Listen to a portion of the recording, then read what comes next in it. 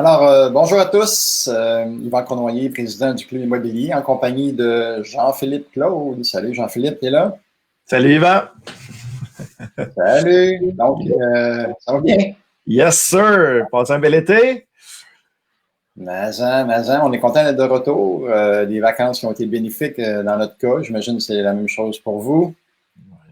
Exact. Ben, en tout cas, je parle pour moi. Là. Je ne sais pas si les gens, mais oui, un bel été. Un bel été, bien profité du soleil. On a eu un bel été, merveilleux été. Fait que très content d'être de retour pour ces questions-réponses. On voit ça que tu as profité du soleil. Parlant de soleil, on va tenter de mettre un peu de soleil dans votre journée, peut-être pluvieuse. En tout cas, dans mon cas, où ce que je suis, c'est pluvieux. Donc, on va tenter de mettre un peu de soleil dans votre journée. Merci d'être là, de commencer encore une fois la semaine avec nous. Et on va commencer sans plus tarder avec des questions qu'on a reçues sur la page « Pose ta question » sur le site du club. Donc, Jean-Philippe, peut-être prendre la première question. Oui, absolument. Il y avait Martin Gingras. On ne voit pas toute la question, malheureusement. Elle est un petit peu plus longue. Mais c'était qu'arrive-t-il avec la SCHL? Ont-ils ajusté leur nouvelle réglementation de mai? Est-ce possible de refinancer avec eux et rembourser des marges de crédit qui ont été utilisées pour faire des travaux sur un ou plusieurs immeubles? Écoute, pour l'instant, il n'y a rien qui a nécessairement changé au niveau de la SCHL, Martin. Par contre, il y a des petites particularités, là. Il y a des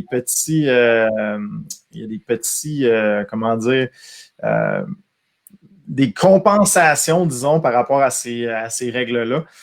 On pourrait peut-être inviter justement Christian et Jean-Philippe nous en parler.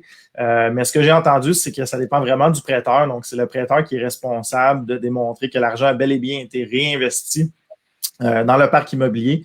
Et donc, il y avait certains prêteurs qui étaient plutôt fermes, dans lesquels il y avait des prêteurs qui prenaient l'argent, qui offraient, par exemple, un prêt à terme en attendant que l'argent soit réinvesti. Donc, c'était décaissé, mais c'était gelé dans un fonds. Mais il y a certains prêteurs qui donnent l'argent et ils vous donnent 5 ans pour replacer l'argent, là, de ce que j'ai compris de cet été. Là. Donc, ça bouge beaucoup. Ça se peut que l'information ait déjà changé. Mais d'avoir quand même un prêteur qui nous donne 5 ans pour investir cet argent-là, c'est assez avantageux à ce niveau-là. Donc, voilà les mises à jour. 8 septembre, hein, Yvan, on tient toujours notre lancement de livre. On va essayer d'avoir une petite mise à jour un petit peu plus complète lors du lancement de livre. Là, on risque de faire un petit wrap-up de l'été aussi. Qu'est-ce qui se passe avec le marché immobilier? Qu'est-ce qui se passe avec la SCHL et ces mesures-là? Donc, on va faire un petit wrap-up. Donc, ne manquez pas ça, 8 septembre. On est en train de déterminer encore si ça va être en salle ou en ligne, mais on va avoir une mise à jour là-dessus. De retour à toi, Yvan, sur la passerelle. Ouais, merci pour ces précisions. Salut Magali qui nous dit qu'elle a hâte de nous revoir et qui est contente d'être là. On y manque. Salut Magali. Petite question bien simple, on va quand même la prendre. Julie Tessier qui disait que son mari aimerait débuter l'aventure de l'immobilier avec elle, qui souhaite suivre des formations, que son mari détient un bac en comptabilité et dirige une compagnie de toiture, un petit peu précis comme contexte, mais quand même, il y a donc une certaine expérience au niveau financier. Par contre, de mon côté, tout serait nouveau pour moi. Nous aimerions commencer le plus tôt possible à investir et nous recherchons la meilleure formation pour nous outiller afin de faire des choix judicieux et rapidement rentables. Pourriez-vous nous conseiller la meilleure formation pour y arriver? Julie, je ne sais pas si tu es là, mais ça dépend si ton but est d'acquérir des immeubles à long terme pour t'enrichir ou de flipper des propriétés rapidement. pour faire de l'argent. Donc, évidemment, se faire de l'argent rapidement, c'est les flips, qui serait la première formation à suivre, qui est une introduction à l'immobilier, axée évidemment sur les flips. Et il y aurait aussi une autre formation intéressante pour vous, qui serait IMO 101. Donc, l'indépendance financière grâce à l'immobilier qui a lieu ce samedi, là, le 28 août prochain, à Montréal ou à Québec. Je ne sais pas de quelle région vous êtes, là. Donc, ce serait les deux formations, tant qu'à moi, qui seraient pertinentes là, pour débuter un processus d'investisseur immobilier. H et Priscilla qui nous disent bonjour, des fidèles du QIR hebdomadaire. Jonathan, salut Jonathan. On a connu au coaching avancé. Donc, Jonathan, j'ai fait celle du Club immobilier et celle d'Imo Facile. Va pour le Club des investisseurs immobiliers du Québec. Elle est bien meilleure. Merci. JP, quelque chose à rajouter là-dessus, ouais? Non, ça va. Écoute, très bon wrap-up, effectivement. Je pense que le IMO 101, là, c'est vraiment la base. IMO 101 ou fin de semaine intensive, là, dépendant de ce que vous choisissez, c'est vraiment la base pour savoir, avez-vous de l'intérêt? Je pense que tu as une clôture extraordinaire, Yvan, d'ailleurs, là-dessus, qui dit à la fin de la journée, l'objectif, c'est sûr qu'on vous a allumé ou on vous a éteint avec l'immobilier. Je ne sais pas exactement la phrase que tu utilises, mais c'est un des premiers cours là, à faire. Là. C'est vraiment le premier saut. Puis je pense qu'il est enseigné depuis 2002, 2003, 2004, Yvan, je pense, ce cours-là. M. Lépine l'a enseigné en 2001. 2001, hein? De lui vient la phrase, c'est on avait deux objectifs aujourd'hui, vous encourager ou vous décourager. Si on vous encourage, c'est merveilleux, passez à l'action. Si on vous a découragé, ça va coûter 400$ pour le savoir, qui est pas mal moins pire que d'acheter un immeuble et se rendre compte que c'est pas fait pour nous. Ça ressemble à ça à peu près. J'adore ça, j'adore. Vous avez déjà le punch de la fin du cours. Vous avez déjà le punch de la fin.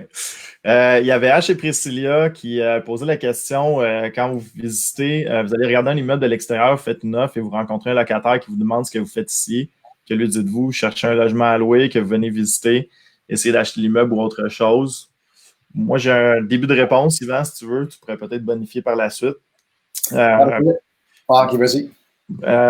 En fait, H et Priscilla, je ne sais pas si je parle à Priscilla ou à H, mais c'est une très bonne stratégie d'aller voir le bâtiment même avant de faire les offres d'achat. Là, souvent, les gens sont butés par le fait de dire pas de visite, à moins d'avoir une promesse d'achat acceptée. Allez-y quand même. Faites le tour du bâtiment. Regardez si vous êtes capable de rentrer dans les aires communes. Des fois, il n'y a même pas de porte. Ou si vous êtes capable de suivre un des résidents, allez voir. Même des fois, je ne suis pas gêné. Je vais même cogner aux portes.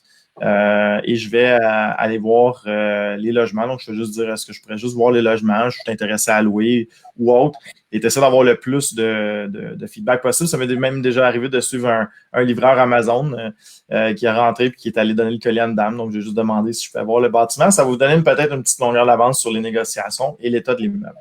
Ensuite, est-ce qu'on dit qu'on est acheteur? Ça dépend.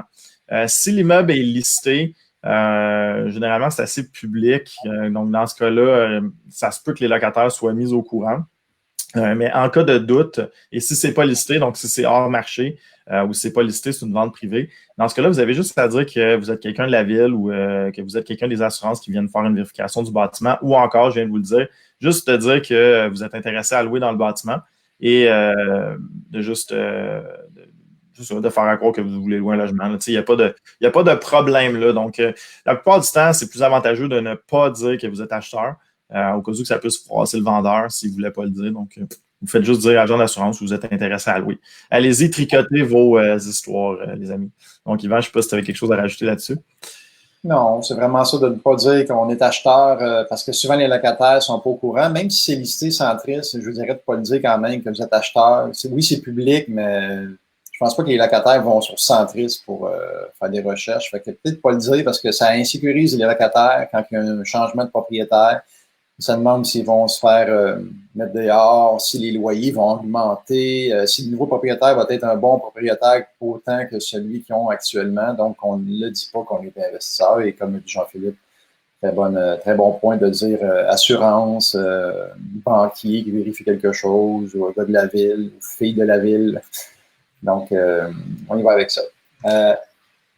Il y avait Marc-André, Yvan, qui disait, est-ce que une question qui vaut son pesant d'or, est-ce que les soirées mensuelles ou cours, là, on pourrait même dire aussi en même temps, Marc-André, soirées mensuelles et ou cours seront de retour en salle en septembre. Donc, Yvan, qu'est-ce que tu as à dire là-dessus? Je pense que le coaching est de retour en salle. Je pense que j'ai même vu des choses passer sur Facebook. Oui, le coaching est de retour le 12 septembre avec une cohorte à Montréal. On a une cohorte à Québec également qui commence le 26 septembre. Les soirées mensuelles le 8 avec le lancement du livre. Transformé en opportunité des multilogements trop chers, un livre qu'on a coécrit, moi puis Jean-Philippe. D'ailleurs, Jean-Philippe, j'avais allé le ramasser la semaine passée, mais je suis arrivé là à 4h moins quart, puis à cause du COVID, il fermait 3h30, fait que je ne l'ai pas récupéré. Si jamais tu passes à Brassard, ça serait le fun de l'avoir. On a hâte de voir ce petit bébé du COVID-là. Hein? On a hâte de voir ça. Vraiment, ouais, un beau petit livre, bien content. En tout cas, on va déterminer encore une fois, on attendait à la dernière minute pour la soirée mensuelle. Je l'ai répété pour le 8 septembre. Donc, on attendait une réponse là, pour. Pas une réponse, en fait, une décision finale si on allait tenir l'événement. Le problème, c'est que c'est dur dans un événement de réseautage, parfois, de garder la distanciation sociale, mais bon. On va discuter de tout ça, tergiverser et on vous tient au courant, mais on a très, très hâte de vous voir. En tout cas, on a des idées de réseautage en ligne si jamais ça ne tient pas, si jamais on n'est pas capable de se faire en ligne. Voilà. Il y avait Sabrina. En fait, vous êtes très calme sur les questions. Là. Je vois qu'en fait, la plus active, c'est Sandra qui met tous les liens des activités du club. Donc, merci Sandra de populer notre question-réponse. On rappelle, on est là pour vous. Donc, si jamais vous avez il est arrivé des choses durant l'été, des dilemmes, vous avez des questions, allez-y. Sinon, on va juste s'auto-poser des questions, Yvan et moi. Mais ça risque d'être un petit peu moins intéressant pour vous. Et on le rappelle, si vous êtes en préparation, il y a toujours le lien pose ta question qui apparaît ici, le clubimmobilier.ca, pose ta question au club. Vous allez directement et ça va nous permettre d'avoir quelques questions en banque.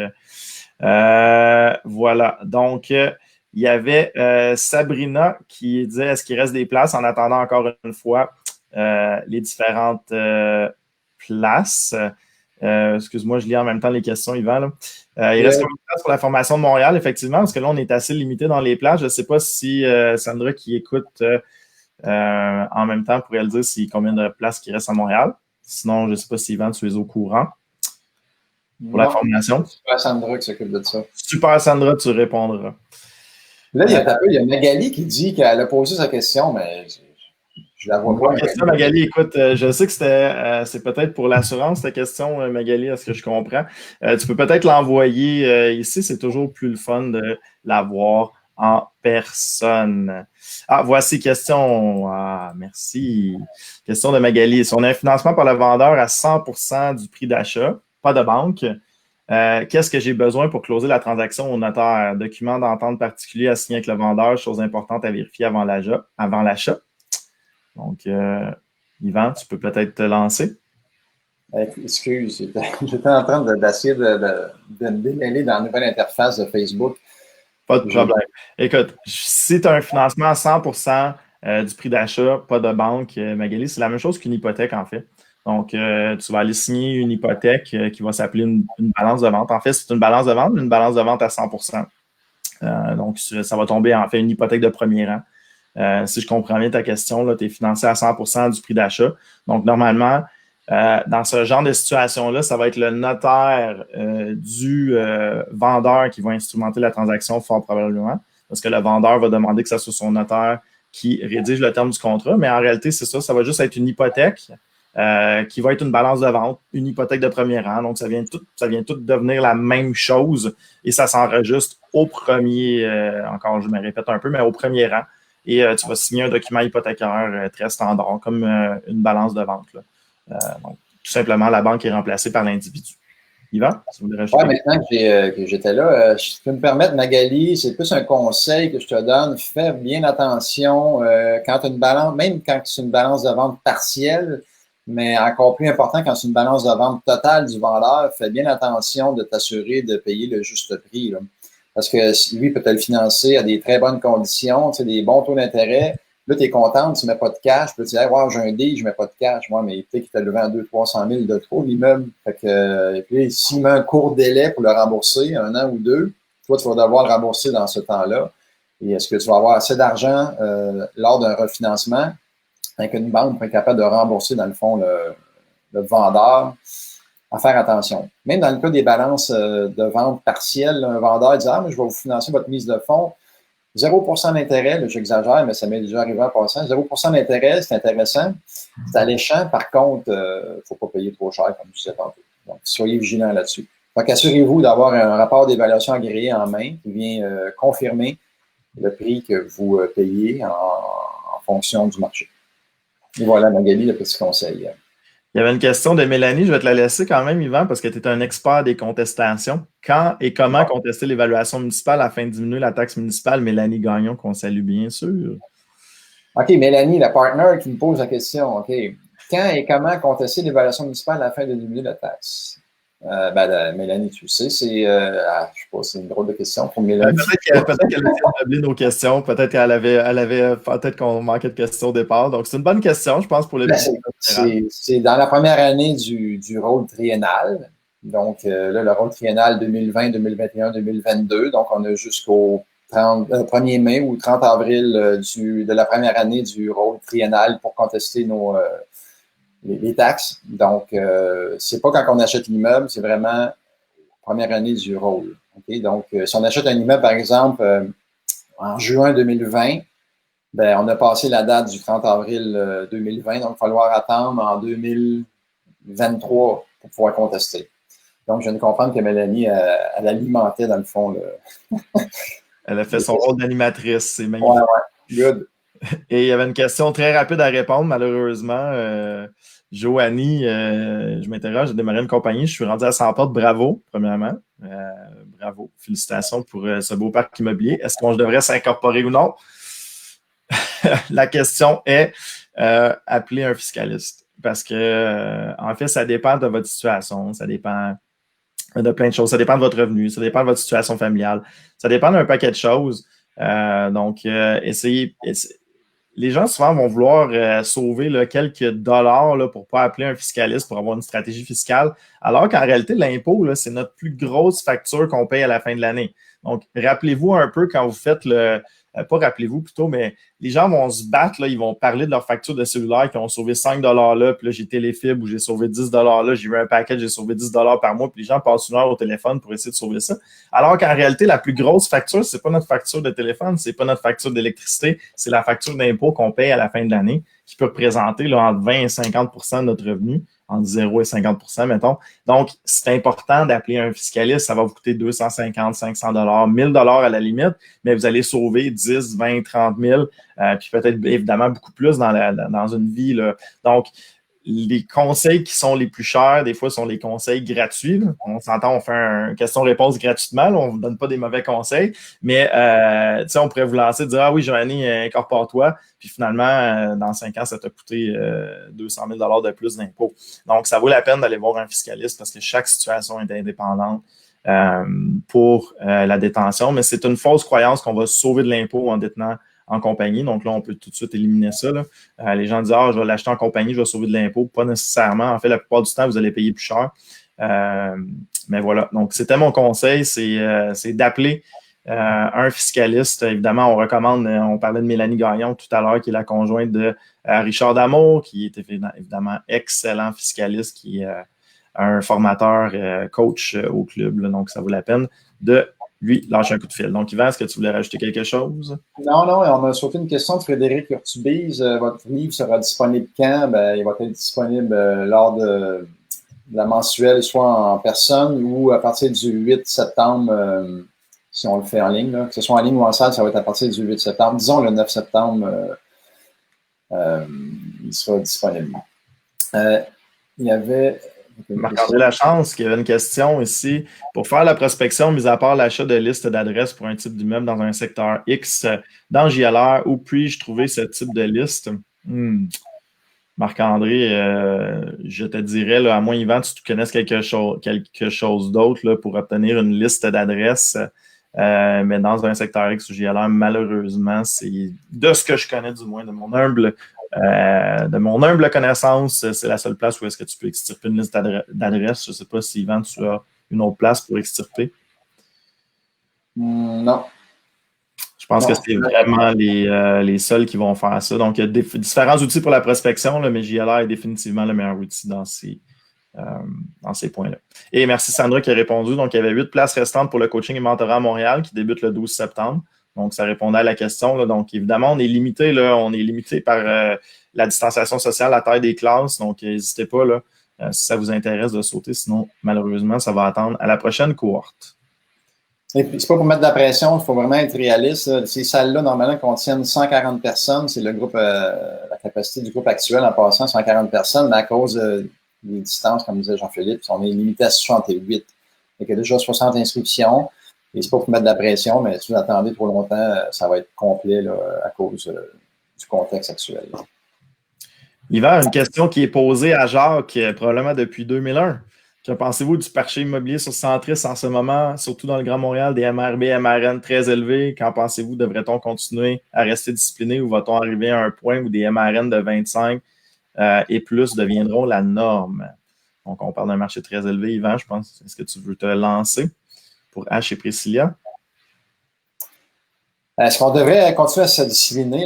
La réponse est oui, là. C'est sûr qu'acheter à du 25 fois le MRN, ça ne tient pas la route d'un point de vue économique si vous continuez à opérer l'immeuble dans l'état actuel. Si vous faites ça, premièrement, vous allez devoir mettre des grosses mises de fonds énormes parce que les banques ne financeront pas évidemment à 25 fois le net, à moins que ce soit un immeuble en béton, mais ça, c'est très, très rare. Donc, un immeuble en bois brique, la banque va peut-être financer dans l'entour de 18 fois le net. Si vous y allez à des 25 fois le net, vous allez mettre des mises de fonds énormes et ça va vous prendre un excellent plan là, pour être capable de redresser l'immeuble dans le sens de le rendre plus rentable rapidement et de le ramener dans un MRN ou un TGA qui fait plus de sens. Donc, disciplinez-vous à chercher ailleurs qu'avec les courtiers, parce que là, on parle de Centris et tout le monde se rue sur Centris, mais essayez donc, s'il vous plaît, d'aller ailleurs que sur Centris. Donc, d'augmenter vos sources de leads possibles et peut-être trouver des vendeurs directement au lieu de passer par le réseau public où tout le monde se rue. Donc, quand tout le monde se rue sur le Centris, bien évidemment, ça crée des pressions à la hausse. Donc, s'il vous plaît, cherchez ailleurs que sur Centris et trouver le vendeur motivé qui va vendre à rabais. C'est sûr qu'ils sont plus durs à trouver, mais il y en a quand même. On a des excellents témoignages dans le groupe de coaching de gens qui réussissent à en trouver. JP, peut-être, bonifier là-dessus? Non, je pense que pour faire un peu du pouce sur le livre, c'est sûr qu'on va donner d'excellents trucs dans le livre qui s'en vient, donc le 8 septembre. Très, très hâte de vous présenter ça. Donc, évidemment, on passe justement transformer des deals à des multi-logements trop chers en deals. Je me souviens plus lequel et vice-versa. Mais c'est justement de prendre des choses trop chères et finalement de les optimiser. Donc, oui, des fois, il peut y avoir des MRN élevés, mais ça ne veut pas nécessairement dire que c'est une mauvaise offre. Et Yvan le dit, tout le monde se lance sur Centris et je peux bonifier, tout le monde se lance sur Centris et sur les nouveaux listings. Donc, en plus, c'est encore pire. Donc, un nouveau listing, tout le monde commence à rentrer en compétition alors qu'il y a des listings que ça fait 6 mois, que ça fait 1 an qu'ils sont là et qui n'ont pas reçu d'offre d'achat. Pensez-vous peut-être qu'après 1 an, le vendeur va peut-être être plus négociable? Oui, il a été trop cher au départ, il n'a pas passé dans la première vague, mais il y a une deuxième vague, si on peut faire un clin d'œil au COVID, il y a une deuxième vague d'offres d'achat qui peut arriver et revenir chercher le bâtiment. Donc, et là, vous allez être seul aussi, vous n'allez pas être en compétition en enchères. Là. Donc, je le répète sans cesse dans les cours. Regardez les vieux listings. C'est des vendeurs peut-être qui sont tannés, qui sont malades et qui pensaient que ça valait trop cher. Et là, l'estime de leur bâtiment, du moins la valeur du bâtiment à leurs yeux a peut-être baissé. Et c'est intéressant de faire des offres. Si tu me permets, Yvan, il y avait une de mes questions préférées. Sabrina. Sabrina, c'est une question préférée. Désolé, c'est des représentants d'Hydrosolutions parmi vous. C'est des gens qui travaillent là-bas. Donc, les chauffe-eau, qu'est-ce qu'on fait? Est-ce qu'on les change et on les garde ou est-ce qu'on paye Hydrosolutions? La réponse est catégorique. Vous les changez et vous les gardez. Vous ne louez pas ça. Premièrement, vous allez payer votre chauffe-eau plusieurs fois, donc en moyenne 3 fois sur 10 ans. Ça coûte presque rien changer un chauffe-eau. Donc, allez-y, changez-le. Et en plus, qu'est-ce que ça va faire? Ça va retirer une dépense de votre bâtiment. Donc, ça retire dans le bas, là, dans le revenu moins dépense, ça vient retirer une dépense. Donc, votre bâtiment vaut plus cher à la fin. Là. Pensez-y, là, quand on parlait d'un multiplicateur de revenu net, justement, avec H et Priscilla de 25, rappelez-vous que chaque dollar à la fin qui est de moins sur votre bâtiment, bien, votre bâtiment vaut 25 moins cher. Donc, juste un chauffe-eau qu'on loue, par exemple, 5 par mois, qu'on loue, je me souviens même plus c'est combien, 5 ou 10 Hydrosolutions. Bref, on prend l'exemple à 10. 10 fois 12 mois, ça fait 120 Donc, 120 fois mettons, si on prend 20, ça va être facile à calculer pour moi. C'est 2400. C'est 2400 $ de moins de valeur sur votre bâtiment. Donc, est-ce que ça vaut la peine vraiment d'utiliser Hydrosolutions? Pas du tout. Donc, on garde nos chauffe-eau et on garde ces dollars-là, ces dollars nets dans nos poches, s'il vous plaît. Et souvent, quand on le donne dans IMO 101, on parle un peu de ça dans IMO 101, dans le calcul de rentabilité, il y a généralement quelqu'un qui lève la main et qui dit « Ouais, mais moi, c'est mon locataire qui le paye, comme ça, moi, j'ai pas besoin de m'en occuper et ce frais-là apparaît pas. » Et là, moi, je réponds tout le temps, ben, ce 10 $-là que le locataire donne à Hydrosolutions, rajoute-le sur ton bail à toi, puis occupe-toi du chauffe-eau. Tu viens d'augmenter de 10 $ ton bail, 10 $ fois 12, 120, fois un multiplicateur de revenu net de 20, par exemple. C'est 2400 $ juste en faisant cette manipulation-là. C'est 2400 $ par logement. Imagine si tu as 10 logements, c'est 24 000 $ de plus que tu viens de faire prendre à ton bâtiment juste par cette manœuvre-là. Donc, quand on dit que des conseils en immobilier, c'est payant, juste en changeant cette mentalité-là, quelqu'un qui vient suivre IMO 101, qui a des Hydrosolutions et qui vient changer ça, ben, il vient de gagner 25 000 $ en valeur sur son bâtiment. Donc, voilà un petit truc à 25 000 pour bien commencer la saison. Ça va être un dîner payant. Et voilà, exact. Merci en passant d'être là, la gang. On est quand même encore 120. On roule toujours entre 100 et 150 à chaque semaine. Donc, c'est quand même un petit bout qu'on fait ça. Merci d'être là, les fidèles aussi qui sont là à chaque semaine. On vous salue. Caroline Urbain, bonjour. J'entre les données dans le Cruncher pour un quadruplex dont le prix demandé est 780 par le propriétaire. Donc, le Cruncher, pour ceux qui ne sont pas au courant, c'est un chiffrier Excel qu'on fournit avec les formations. Il est dans le coaching également. Et Caroline, je te rappelle que quadruplex, ça ne rentre pas nécessairement dans le Cruncher. Le Cruncher, il est fait pour analyser des immeubles de 6 logements et plus. Donc, tu peux le faire, ton analyse avec ton 4 logements pour savoir dans quoi tu t'embarques financièrement d'un point de vue cash flow, mais ça ne donnera pas nécessairement le prix à payer. Ou, c'est vraiment fait pour les 6 et plus. Donc, elle doit entrer un prix d'achat de 600 000 pour arriver dans les ratios de la banque. Et c'est dû au marché explosif. C'est dû au fait qu'un quadruplex, c'est une question d'offre et de demande uniquement. Donc, il n'y a pas de logique mathématique à faire avec un 4 logements. Donc, s'il y a beaucoup de demandes pour ce type d'immeuble-là, donc les prix vont être élevés. Donc, c'est normal qu'ils demandent 780 puis ça serait 600 000 à payer. C'est des choses qui arrivent surtout dans les grands centres. Quand tu es à Montréal, Québec, Sherbrooke, Gatineau, dans les grands centres, c'est normal. Quand tu arrives en région, tu peux te rapprocher dans le fond du prix demandé. Donc, le prix demandé et le cruncher peuvent se ressembler, mais dans les grands centres, il y a des grosses différences là, entre le prix demandé et le prix à payer. Donc, voilà. Peut-être, JP, si tu veux bonifier. Non, c'est bon, c'est bien bonifié. On me dit en régie que Joanie, je m'étais trompé, c'était un parc de 10 logements, j'ai dit 100 logements, donc on me fait corriger en régie. Joanie, 10 logements, donc je m'excuse. Des fois, ça lit vite, il manque un zéro, puis on lit trop vite. Donc voilà, c'est fait. Et il y avait ensuite Magali qui avait une question d'assurance. Je suis sûr qu'on va pouvoir se relancer là-dessus, Yvan. Donc, question assurance. Un vendeur n'a pas d'assurance, a des assurances vraiment pas chères, sûrement à cause d'un package sur les autres propriétés, ce qui est relativement fréquent là, quand on a des propriétaires avec des gros parcs. Ils vont assurer leur parc ensemble et avoir des meilleurs prix. Donc, je me cherche une assurance en ce moment. Je ne trouve pas assez prix. Avez-vous des trucs pour remédier à cette situation et tenter d'avoir le même prix ou même récupérer son contrat? Est-ce possible? Donc, Yvan, est-ce que tu veux commencer? Tu me laisses commencer? Sans être un expert, loin de là, des assurances, mais je ne crois pas qu'on puisse récupérer le contrat de la personne, à moins que JP ait de l'information autre que la mienne là-dessus. Non, OK. Donc, comment, dans le fond, avoir le même prix, ça va être assez difficile tant qu'à moi. On va quand même te donner des trucs. Jean-Philippe va donner quelques petits trucs après, là, mon intervention, mais d'avoir le même prix, ça risque d'être difficile parce que faut comprendre que les assurances, ça varie selon les individus, selon les réclamations que les individus ont fait dans un court laps de temps. Si tu as fait 3 réclamations depuis 1 an, ta prime va augmenter. Ta cote d'assurance va influencer également ta prime, le volume que tu as également, les couvertures que tu vas choisir.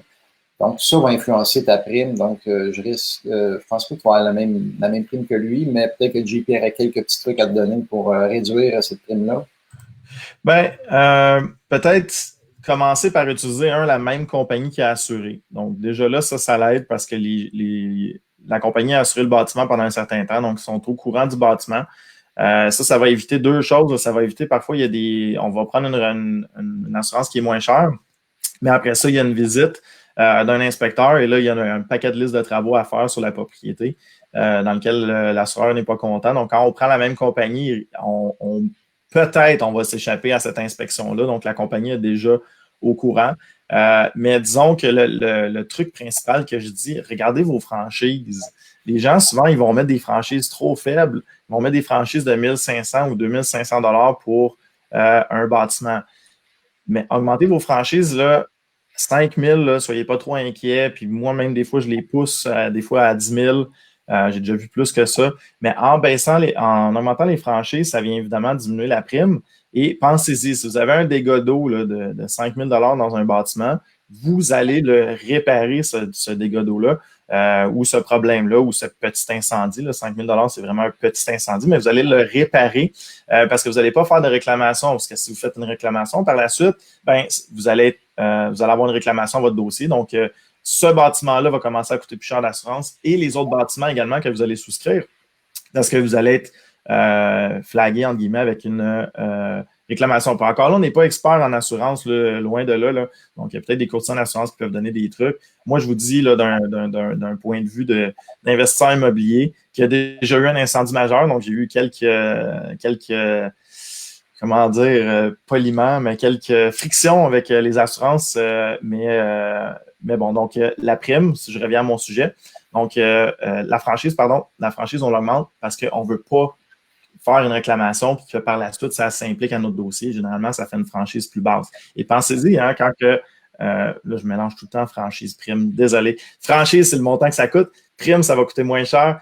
Prime, si ça coûte moins cher, pensez-y encore une fois, le multiplicatif de x20 est très, très important à comprendre. Donc là, si votre assurance monte de 100 $ ou 1 000 $ par année, ben, si c'est 1 000 $, ben, votre bâtiment, il vaut 20 000 $ de moins cher. Voilà, à voir. Et sinon, Magali aussi, tu pourrais peut-être commencer à essayer de réunir tes polices d'assurance sous le même toit pour essayer d'économiser. Donc, n'hésitez pas, essayez d'augmenter vos franchises jusqu'à où vous êtes confortable, bien sûr, mais augmentez-les, ça va baisser votre prime d'assurance.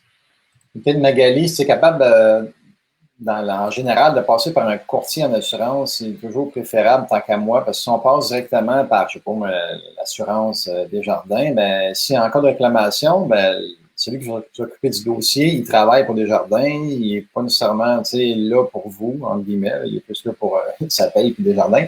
Fait que si on passe par un courtier, ben, lui, il va plus avoir tendance à se battre pour vous pour que la réclamation se fasse caca passe, dans le fond, que votre réclamation puisse avoir lieu. JP, as-tu une expérience là-dessus de courtier versus directement? J'ai utilisé les deux. J'utilise les deux parce que parfois, j'ai un bon contact, quoique j'ai eu plusieurs frictions avec eux, j'avais un bon contact directement avec une compagnie d'assurance. Donc, le courtier était très habile quand même. Hein, ça dépend vraiment, mais le courtier, c'est un courtier, mais directement pour une seule compagnie. Sinon, je vais saluer mon bon ami Victor de chez OVC, que j'aime beaucoup, je l'adore. Et donc, il fait des bonnes soumissions également, mais je vais jouer sur les deux. Parfois, ça va arriver que mon contact direct chez la capitale, il va être plus compétitif. Parfois, ça va être Victor. Donc, c'est vraiment de faire ses soumissions puis d'y aller avec le contrat qui nous plaît le plus. Good. Ouais, c'était vraiment en matière de réclamation que je parlais. OK. L'agressivité du prix. Oui, absolument. La réclamation, c'est, ben oui, écoutez, si un jour on se revoit dans la soirée mensuelle, là, on va se revoir autour d'un verre d'eau ou d'une petite bière, puis je vous conterai toute l'histoire de mon incendie. Vous allez voir, je vais vous expliquer tout ça, comment ça fonctionne. Good. Caroline qui dit qu'elle a hâte de nous revoir dans le coaching et mentorat. Donc, je ne savais pas que tu prenais le coaching, Caroline. C'est cool. Tu fais une couple de formation que tu prends avec nous à la carte. C'est une fun de voir que tu poursuis l'Expérience Club. On va te revoir. Sabrina, autre question. C'est vraiment des assurances aujourd'hui? Hein? Oui, on a un sujet d'assurance aujourd'hui. Autre question, qu'est-ce que vous suggérez comme assurance sur un multiplex en termes d'assurance vie, invalidité ou autre? Moi, je préfère avoir une assurance vie sur l'ensemble de mon parc immobilier plutôt que de prendre une assurance vie à chacun des achats avec, dans le fond, le prêteur qui va vous proposer une assurance vie, mais qui risque d'être beaucoup plus coûteuse, beaucoup plus coûteux Quand on fait la somme de nos assurances vie qu'on a pris un peu partout, ça va être beaucoup plus coûteux qu'une assurance vie globale sur l'ensemble de votre parc. Et surtout, si vous êtes jeune, ben, vous pouvez comme prendre un plus gros montant, parce que vous avez une vision d'avoir un parc beaucoup plus gros, puis ça ne coûtera pas beaucoup plus cher à vous assurer parce que vous êtes jeune. C'est sûr que vous êtes plus avancé en âge, puis vous prenez un gros extra d'assurance, ça va coûter cher, mais en bas âge, allez-y avec une assurance globale. JP? Je suis d'accord avec vous. Les assurances là, sur le prêt hypothécaire directement, essayez d'éviter ça le plus possible. C'est vraiment des produits qui sont désavantageux là, pour le client. Même si vous avez un directeur de compte qui est quand même assez habile, il les remplit déjà non pour vous, puis il vous les fait signer, les petits formulaires. Donc, essayez d'éviter ces produits-là. On tout un petit rire, Yvan, mais c'est pas mal ça, disons-le. Donc, les directeurs de compte qui savent de quoi ils parlent, généralement, ils poussent pas trop l'assurance, ils marquent déjà non. Plus une question personnelle, mais je vous dis, si vous voulez avoir une assurance là-dessus, allez la chercher à part, comme disait Yvan, c'est définitivement plus intéressant. Et si vous prenez une assurance permanente également, une assurance vie permanente, là-dessus, éventuellement, vous allez pouvoir emprunter sur cet argent-là. Donc, ça va devenir une mise de fonds dans le futur.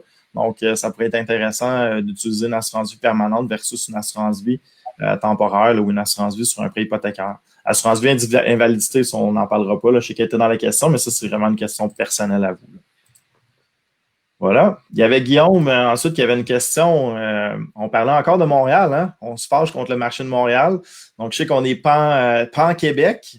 Ça sonne fort, ça, pas en Québec, mais on se parlait encore des MRN, on parlait des fameux cash for keys, donc des négociations avec les départs, avec les locataires.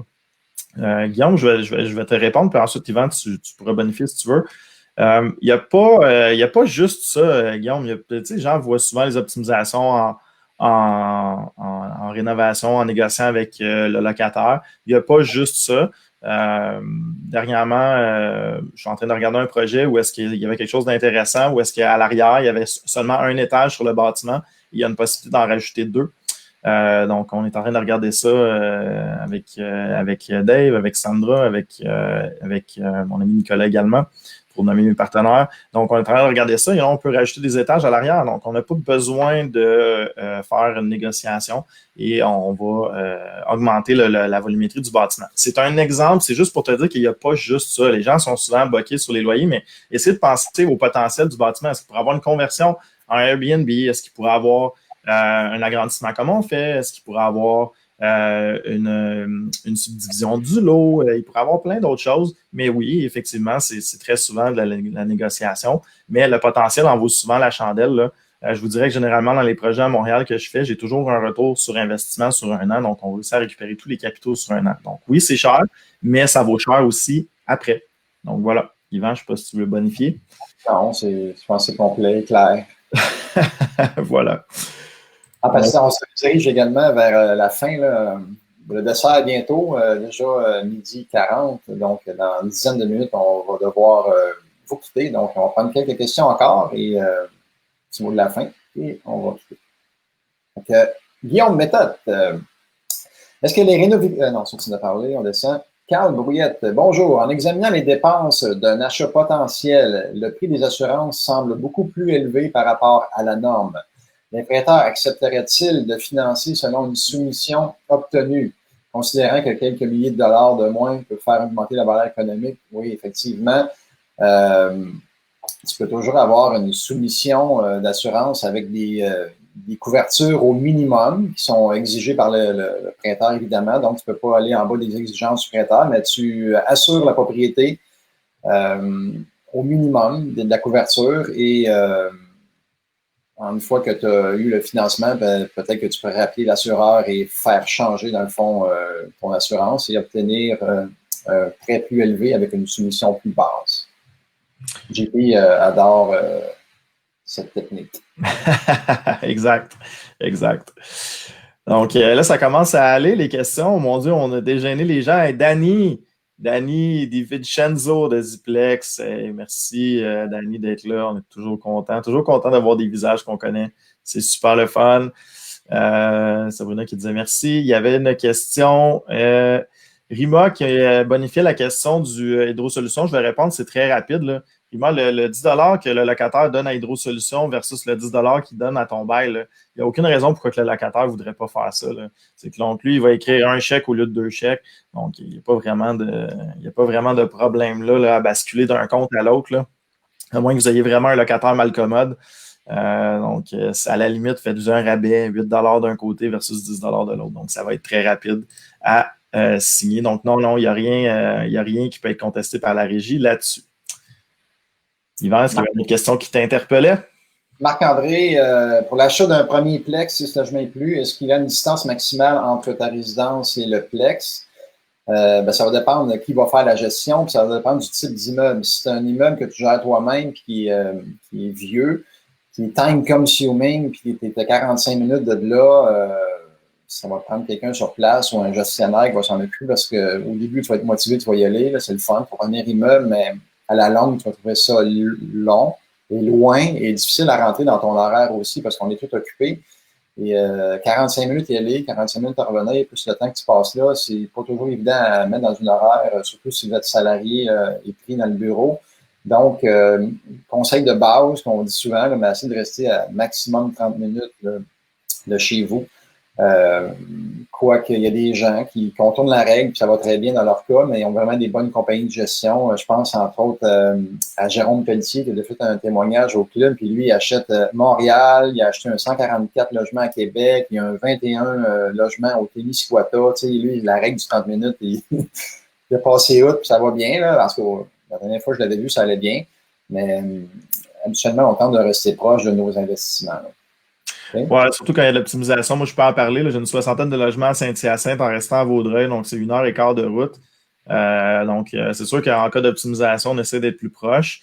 Mais là, mes immeubles sont optimisés. Disons que je vais une fois peut-être aux 3 mois, une fois aux 4 mois. Je vais d'ailleurs cet après-midi aller rendre visite à mes locataires. Mais oui, vous allez voir, au début, ça ne vous dérangera pas, mais éventuellement, ça va vous déranger. Vous allez faire un suivi moins serré des travaux et ça risque de coûter un petit peu plus cher. Il y avait H et Priscilla qui, on va répondre rapidement. Est-ce qu'il y avait une ou deux méthodes de recherche hors marché que vous préférez le plus? H et Priscilla, samedi, avec IMO 101, on regarde ça. Il y en a une trentaine qu'on passe une par une. Il n'y en a pas une meilleure que l'autre. C'est celle qui va être le plus appropriée pour vous, que vous allez utiliser, qui va finir par marcher le plus. Ça passe d'appeler des pancartes à louer, à utiliser JLR, à utiliser, j'essaie de me souvenir, d'utiliser les expirés sur Centris. Bref, il y en a une panoplie, donc si jamais ça vous intéresse, chez Priscilla, je sais que vous êtes des habitués. Venez nous voir samedi, on va être content de vous voir, puis on va présenter ça ensemble, puis on va regarder c'est laquelle qui vous plairait le plus. Ça dépend aussi, à Priscilla, de quel type d'immeuble que tu cherches, parce que tu ne prospectes pas tout à fait de la même façon pour un 6 et plus que pour des flips. Okay? Question poussée un peu ici, Christine. Croyez-vous que le marché commercial, centre d'achat ainsi que le marché du commerce logement pourrait survivre à la COVID dû à l'augmentation du télétravail? Je ne sais pas si dans ta boule de cristal, Yvan, tu veux te prononcer. Ça va dépendre. Dans le commercial, ça va dépendre quel genre de commerce que tu as là. Si tu as du commerce au détail, ça risque de plus en souffrir. Si tu as comme nos amis Michel et Jean-Pierre Campos, je ne sais pas s'ils sont là aujourd'hui, mais ils ont du commercial, mais avec du pharmaceutique, donc ça va très, très bien. Du médical, ça va bien aussi. Donc, ça va dépendre du type de locataire que toi, tant qu'à moi. C'est sûr que le télétravail vient changer la donne. C'est dur à savoir qu'est-ce qui va arriver, mais on va plus le savoir je vous dirais, au printemps. Parce qu'on est encore sur la vague, on roule encore sur ce qui s'est passé avant le COVID. Là, ça va quand même bien encore pour l'instant, mais même que les PCU arrêtent, même que les subventions arrêtent de toutes sortes, on va commencer peut-être à avoir des difficultés un petit peu partout. Et je pense qu'au printemps, on va plus avoir une meilleure idée là, qu'actuellement. Là, c'est très difficile pour l'instant de dire ce qui va arriver avec ça. Effectivement. J'ai hâte de voir les centres d'achat, comment ils vont se renouveler. D'après moi, ça va être des centres d'expérience. J'ai le feeling qu'il va y avoir des activités familiales, des choses qui vont se faire à l'intérieur. Donc, ça va peut-être... En tout cas, selon ma boule à cristal à moi, ça va peut-être plus être un centre d'événements dans lequel on va combiner du retail, du détail avec tout ça. Mais à voir, j'ai hâte de voir. Pour l'instant, moi, j'ai perdu un local commercial. sur 10 dans le COVID. Donc, on a réussi à s'en sortir. En passant, ça a été prolongé jusqu'à août, le programme de loyer du gouvernement. Donc, pour ceux qui ont du commercial, c'est à noter, là, ça a été prolongé jusqu'en août. Vous pouvez, donc, si vous avez déjà fait la demande, tout ce que vous avez à faire, c'est accepter la prolongation jusqu'à août. Donc, ça donne un petit bouffée d'air à nos locataires commerciaux. Voilà. Yvan, une question pour toi. Est-ce qu'il va y avoir un coaching avancé à Québec à l'automne? Ça risque d'être au printemps ou à l'hiver, peut-être janvier 2021, je vous dirais. C'est un petit peu trop tôt là, en septembre avec tout ce qu'on a vécu avec le COVID, les bouleversements, on n'a pas trop planifié le coaching, mais là, sachant qu'on peut revenir en salle avec une certaine quantité de personnes, c'est intéressant, mais on manque de temps pour le publiciser et tout ça. Donc, je vous dirais janvier 2021. Même chose pour Montréal également. Okay? OK. Il y avait Éric Desjardins, une bonne question. Je l'ai vu tout à l'heure, je me demandais ce que j'allais répondre. Une conversion chauffage dans un 4plex. Est-ce que ça vaut la peine? C'est une bonne question. C'est une bonne question. Yvan, moi, c'est le gaz qui me fatigue un peu parce que le gaz n'est pas nécessairement cher là, par rapport au mazout et tout ça. Fait que, le gaz vers l'électricité pour un 4, c'est petit. Là, c'est vraiment, t'as pas beaucoup de volume. Fait que je pense que ça va être bon peut-être pour ton cash flow, mais ça ne donnera pas plus de valeur nécessairement à ton immeuble parce qu'un 4 logements, c'est sur les comparables vendus et non sur les revenus. J'ai un gros bémol, moi, pour un 4 logements, là, je suis pas sûr que c'est très, très, très rentable, tant qu'à moi. Non, je pense pas non plus. Puis souvent, c'est que les 4 logements ne seront pas évalués selon les revenus nets, mais bel et bien souvent sur les revenus bruts ou comparables du marché. Là, donc, c'est pas nécessairement. Mais si je peux me rajouter une petite touche verte, si vous faites la transition, c'est quand même moins de gaz qui est brûlé, puis c'est avec l'électricité de notre bon Québec qui est fourni par Hydro-Québec. Donc, pour le bien de l'humanité et la planète, pourquoi pas. Mais monétairement, je suis pas sûr que vous allez nécessairement être... je pense que vous allez probablement finir even ou quelque chose comme ça. Voilà. Il y avait Carl Brouillette ensuite. Dans vos immeubles, quelle importance accordez-vous aux aires communes? Est-ce que vous rajeunissez, rénovez, embellissez souvent les lieux que vous faites le minimum pour les garder propres et fonctionnalités? Les aires communes, c'est important. C'est ce que les gens voient en premier. Après avoir vu les photos sur Internet, évidemment, ils rentrent dans l'immeuble. Si l'accueil n'est pas intéressant, si les corridors sont défraîchis, si ça pue, si c'est laid, ben, ça donne pas une super bonne impression. Et quand on touche aux aires communes, on touche à tous les locataires d'un coup. Là. Donc, oui, c'est important de les garder en bon état le plus possible. Surtout après le 1er juillet, faire une petite tournée parce que les déménagements, on brise les frigidaires, les meubles brisent les coins ou le J-Proc et tout ça. Donc, tourner après les déménagements pour être sûr que tout est correct. Mais oui, on garde ça propre le plus possible, les aires communes. Ouais, peinturer, ça coûte pas cher, peinturer, une belle peinture neuve quand vous achetez, là, ça sent bon, c'est beau. Il n'y a plus de POC. Peut-être mettre les petits coins aussi, des coins en plastique là, pour les coins, pour éviter que ça se casse. Et il y avait mon ami Frédéric qui m'avait donné cette idée-là quand j'avais visité un immeuble aussi avec lui. Mettre des beaux numéros de porte, ça paraît pas, là, mais un beau numéro de porte en stainless steel, ça punch pour pas grand-chose. Ça donne un petit wow. C'est pas juste un sticker de chez Home Depot, là, appartement 7. Ça vient chercher pour pas grand-chose. Ça vient donner un beau petit punch quand les gens rentrent. Donc, voilà. Puis évidemment, avec une peinture. Donc, un petit truc ici. Les boîtes à mal aussi, les garder. Parce que les boîtes à mal, c'est souvent toutes tordues. Ils ont oublié ils ont perdu leurs clés. Ils ont toutes endommagé les boîtes à mal. C'est sûr que c'est vraiment dispendieux, là, mais tenter de garder ça soit propre aussi. Dernière question, parce qu'il est quand même... Ouais. Patrick était sportif, sa question. Patrick, je pense même pas que ça vaut la peine de la mettre parce qu'elle est tellement longue. Patrick Lagacé, lors de l'acquisition d'un immeuble presque vacant qui a une valeur économique beaucoup trop faible pour un financement bancaire, j'ai trouvé une banque qui pourrait peut-être financer l'achat et les travaux d'optimisation moyennant 25 de mise de fonds. Bravo. Généralement, un immeuble vacant, là, c'est très difficile à financer parce qu'il n'y a pas de revenus. Donc, bravo, Patrick. Évidemment, tu n'es pas à ton premier immeuble. Puis ensuite, il demandait quel type de deal faire dans ce type de scénario-là. C'est quelqu'un qui apporte l'argent. Écoute, Patrick, tu pourrais, parce qu'il voudrait être propriétaire par la suite à 100%, et que son partenaire il trouve son compte, ben, c'est sûr que de donner un taux d'intérêt en partant. Si tu veux être 100% propriétaire du bâtiment, tu peux offrir un taux d'intérêt moyennant une garantie collatérale ailleurs. Donc, là, on est plus dans l'avancée là, pour les gens qui nous écoutent. Donc, on est vraiment dans les partenariats. Tu pourrais offrir justement un pourcentage d'intérêt sur la mise de fonds que le partenaire a injecté. Ça serait la première solution, encore une fois, en donnant une garantie autre si il est trop gourmand. Un prêteur privé peut te faire ça en passant, Patrick, là, sans trop de problèmes. Si tu as une bonne garantie à côté, il va venir te financer en intérêt seulement. Sinon, ben là, tu as une structure de partenariat à considérer où est-ce qu'il va être partenaire, puis là, tu as déjà prévu un rachat des parts dans X nombre de temps. Mais si tu as un bon deal comme ça, puis c'est presque tout financé, juste une mise de fonds, moi, j'essaierais vraiment d'y aller avec un partenaire avec taux d'intérêt seulement. Si tu es prêt à le trouver en partenaire, le prêteur privé le fait. Je viens de le faire avec M. Lépine. Là. Donc, on a financé une mise de fonds à 100% avec une garantie collatérale à côté. Donc, c'est possible de le faire. Good. Une petite dernière, ben, c'est pas une question, c'est une petite autoplug de Jonathan qui bonifie que si on veut tester et voir comment ça coûterait pour les assurances des créants en privé, et il confirme que c'est clairement moins cher et plus avantageux une assurance individuelle en assurance offerte par votre institution financière. Et voilà. Parfait, Yvan. Ben, merci. Quel lunch de feu. Ça a pris du temps à démarrer. Ça a été comme un moteur diesel, mais une fois que ça a été parti, on a eu plusieurs questions. Merci encore. Si jamais vous avez des questions, encore une fois, allez-y sur le site, pose ta question. Je ne l'ai pas à l'écran, malheureusement.